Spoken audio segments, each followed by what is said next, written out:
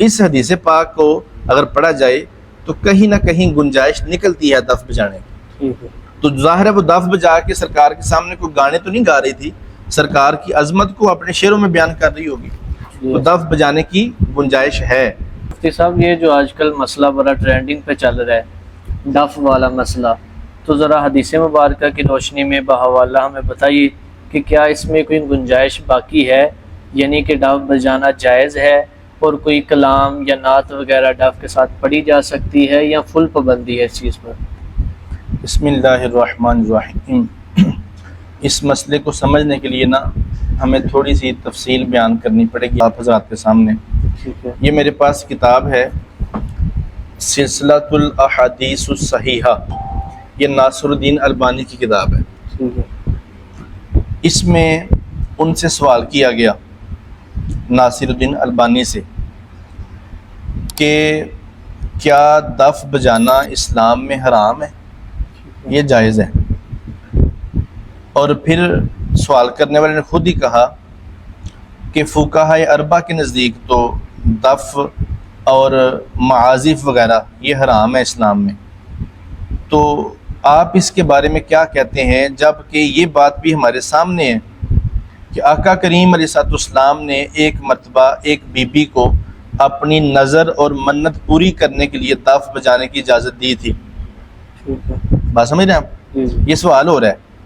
تو جب دف بجانا حرام ہے تو پھر سرکار حرام کام کی اجازت کیسے دے سکتے ہیں؟ اور یہ تو معصیت اللہ میں شامل ہو جائے گا. اس کا جواب ناصر الدین البانی نے یہ دیا ہے، وہ کہتے ہیں واللہ اعلم، اللہ بہتر جانتا ہے کہ صحیح کیا ہے. لیکن وہ جو نظر ماننے کا مسئلہ ہے، نظر پوری کرنے کا مسئلہ ہے، جو سرکار کی آنے کی خوشی کے ساتھ ملا ہوا ہے، اس کی تفسیر میں بیان کرتا ہوں. فرماتے ہیں بِقُدُومِهِ بِفَرْحِهَا مِنَ الْغَزْوِ سَالِمًا، اس عورت نے خوشی منائی تھی سرکار کے جنگ سے صحیح سلامت لوٹنے پر، اور اس کا خوشی منانا یہ سرکار کی آمد کے ساتھ جڑا ہوا ہے. تو فرماتے ہیں اس دف کے بارے میں پھر یہی حکم لگایا جائے گا کہ سرکار کی آمد کی خوشی ہو یا سرکار کی خوشی ہو کسی لحاظ سے بھی، تو اس میں صرف دف بجانے کی اجازت ہے، اس میں دف بجانے کی اجازت ہے. فرماتے ہیں بما لا یقاس من الفرح فی العرس والعید، شادی بیاہ اور عید کے موقع پر اس کو قیاس نہیں کیا جائے گا. سرکار کی جو خوشی ہے ان الفرح بسلامتہ صلی اللہ علیہ وسلم اعظم، سرکار کے صحیح سلامت واپس آنے کی خوشی جو ہے یہ سب سے بڑی خوشی ہے، اور اس خوشی پر دف بجانا جو ہے وہ جائز ہے. اور ایک طرح سے دیکھا جائے تو نعت خوانی جو نعت خواں کرتے ہیں تو وہ بھی جو سرکار کی آمد کی خوشی پہ کرتے ہیں، تو اس پہ بھی دف بجانے کی کسی حد تک گنجائش نکل سکتی ہے، لیکن کچھ حدودوں کی حد کے ساتھ. میں پہلے تفسیر بیان کر دوں. یہ امام ترمذی نے بھی اس حدیث کو بیان کیا ہے، ابن حبان نے بھی بیان کیا ہے، بہقی نے بھی بیان کیا ہے، امام احمد بن حنبل نے بھی بیان کیا ہے. فرماتے ہیں حدثنی عبداللہ ابن بریدہ قال سمعت بریدہ یقول، حضرت بریدہ سے میں نے سنا ہے وہ فرماتے ہیں خرج رسول اللہ صلی اللہ علیہ وسلم فی بعض المغازیۃ، سرکار کسی جنگ پر گئے ہوئے تھے. فلما انصرف، جب واپس آئے، جاءت جاریۃ سوداء، ایک کالے رنگ کی لونڈی خادمہ آپ کی بارگاہ میں حاضر ہوئی. فقالت یا رسول اللہ انی نظرت ان ردک اللہ سالما ان اضرب بین یدیک بالدف، یا رسول اللہ میں نے منت مانگی تھی، نظر مانی تھی، اگر آپ جنگ سے صحیح سلامت واپس آ جائیں گے تو میں آپ کے سامنے دف بجاؤں گی، و اتغنا، اور ساتھ گیت گاؤں گی، ٹھیک ہے، خوشی میں. فقال رسول اللہ صلی اللہ علیہ وسلم، تو سرکار نے اس کو رخصت دے دی، اجازت دے دی. فجعلت تضرب، وہ دف بجانا شروع ہوئی.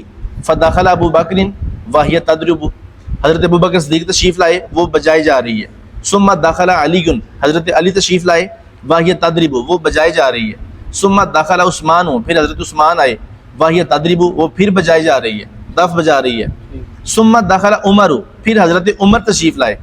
فالقت الدف تحت استھا، اس نے حضرت عمر فاروق کو جب آتے ہوئے دیکھا تو دف کو اپنے ایک پہلو کے نیچے چھپا لیا، جس طرح بندہ کوئی چیز چھپاتا ہے کسی کے آنے سے.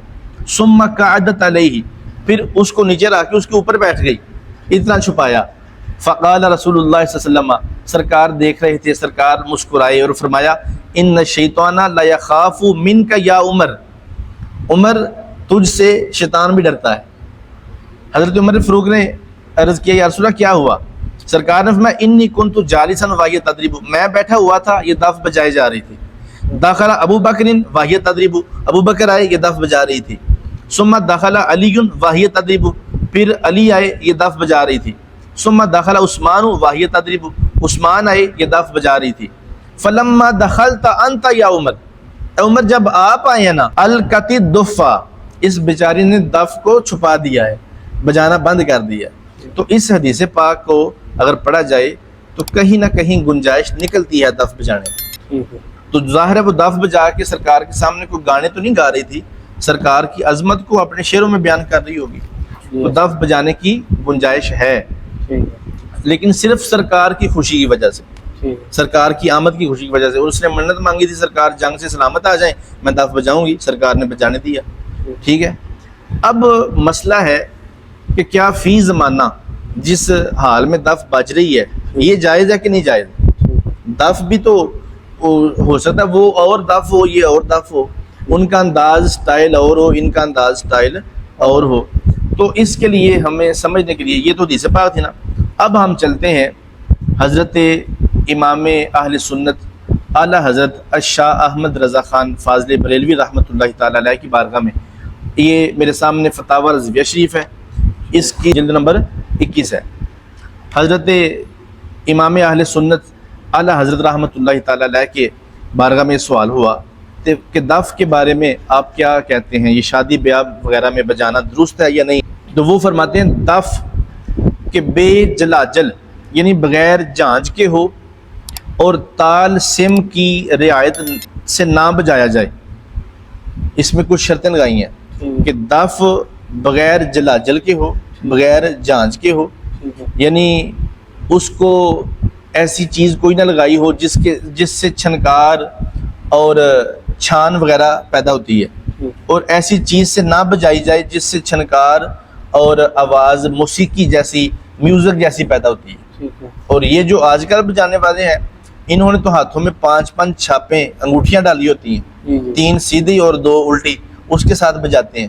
تو یہ جلاجل والے حکم میں چلا جاتا ہے، جھانج والے حکم میں. اس سے میوزک پیدا ہوتا ہے، چھنکار پیدا ہوتی ہے، آواز دور تک جاتی ہے. ٹھیک ہے. اور پھر تال سم کی رعایت سے نہ بجایا جائے، یعنی موسیقی کے جو قوانین ہیں ان کو ملحوظ خاطر رکھ کے نہ بجایا جائے. اور یہ موسیقی کے قوانین کے اوپر یہ بجاتے ہیں، یہ اسپیشل جو موسیقی سکھانے والے ہوتے ہیں ان سے جا کے یہ چلانا بجانا سیکھتے ہیں. ٹھیک ہے.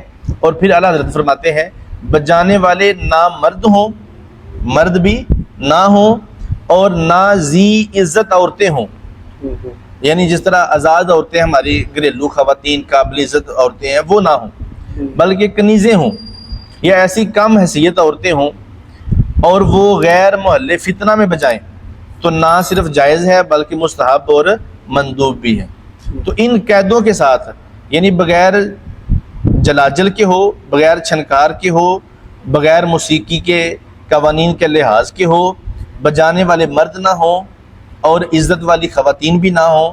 جیسے دیہاتوں میں مانگنے والی آ جاتی ہیں گھروں میں جن کو ہم مراسنے کہتے ہیں، کنیزائیں ہوں، لونڈیاں ہوں، خادمائیں ہوں، کم حیثیت عورتیں ہوں، اور وہ غیر محل فتنہ میں بجائیں، غیر محل فتنہ میں بجائیں جہاں فتنہ بھی پیدا نہ ہوتا ہو، تو پھر وہاں دف بجانے کی کچھ گنجائش نکلتی ہے. تو یہ جو ہمارے نعت خوان حضرات ہیں یہ تو سارے مرد ہیں، مرد ہیں کہ نہیں مرد؟ تو یہ بجاتے ہیں تو ان کے لیے تو گنجائش نہیں ہے. اور جو نبی پاک کی وہ اس دن وہ جو نعت خوان جن کو منع کیا گیا تھا اسٹیج پہ، وہ کہتے تھے میں حدیث پڑھ کے دکھاتا ہوں، حدیث سے ثابت کرتا ہوں.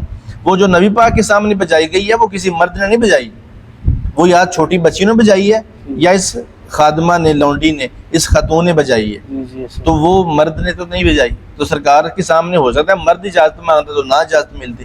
تو اعلیٰ حضرت نے جو قید لگائی ہے، ویسے تو یہ نعت خوان حضرات پیسے بٹورنے کے لیے اعلیٰ حضرت کا نام بڑھا لیتے ہیں، تو اعلیٰ حضرت کو پڑھ کے بھی دیکھیں اعلیٰ حضرت نے درس کیا دیا ہے، ایسی ہی بات. دف ان کے نزدیک بجانا کیسے جائز ہے. اور باقی رہی وہ جو ہمارے خطیب صاحب نے منع کیا ہے ان کو دف بجانے سے منع کیا ہے، ان کا نام کیا ہے، حسنات چشتی صاحب، جی ان پر بھی بہت ساری تنقید ہو رہی ہے. تو ان کے لیے وہ ہمارے بزرگ ہیں، خطیب ہیں، تو ایک اچھے انداز سے واز کرتے ہیں. لیکن کریم آقا علیہ السلام کا جو فرمان ہے قرآن میں، اللہ پاک نے جو حضور کو مخاطب کر کے فرمایا ہے، ادعو الی سبیل ربک بالحکمت والموعظۃ الحسنہ، آپ لوگوں کو اپنے رب کے راستے کی طرف بلائیں لیکن اچھے واز کے ساتھ اور ساتھ حکمت کے ساتھ. ہاں بہتر ہوتا اگر وہ نعت خان کو سٹیج پر آنے سے پہلے منع کر دیتے جی یا انتظامیہ والوں سے رابطہ کرتے کہ یہ جو نعت خان آپ نے بلایا ہے یہ دف کے ساتھ پڑھتا ہے، اگر اس نے پڑھنا ہے تو میں نہیں آؤں گا، ایسی بات. یا اس انتظامیہ والوں سے مطالبہ کرتے کہ اس کو کہیں کہ بغیر دف کے پڑھے، ایسی بات. یا اس کو پھر بیچارے کو پڑھ لینے دیتے، بعد میں اس طرح تفصیل کے ساتھ لوگوں کو، عوام کو اور نعت خان کو مسئلہ سمجھا دیتے تو اتنا فتنہ نہ برپا ہوتا. تو دونوں طرف جو ہے احتیاط کی ضرورت ہے.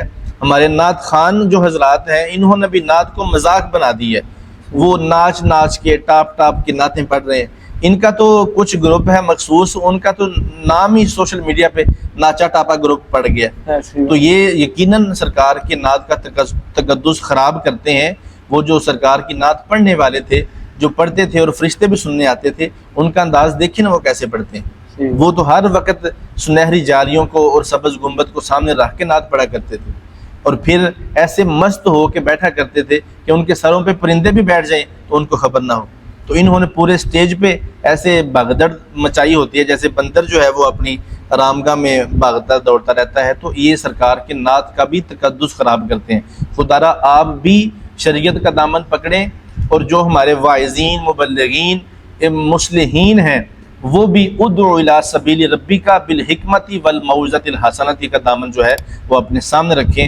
جو تبلیغ حکمت کے ساتھ ہوتی ہے وہ دلوں تک اثر رکھتی ہے. جی اس میں دو چیزیں نظر آتی ہیں، ایک یہ کہ مؤدب طریقہ ہونا چاہیے، اور دوسرا یہ کہ ہر اس چیز سے بچا جائے جس چیز سے فتنہ پھیلتا ہے. بالکل. جی جزاک اللہ.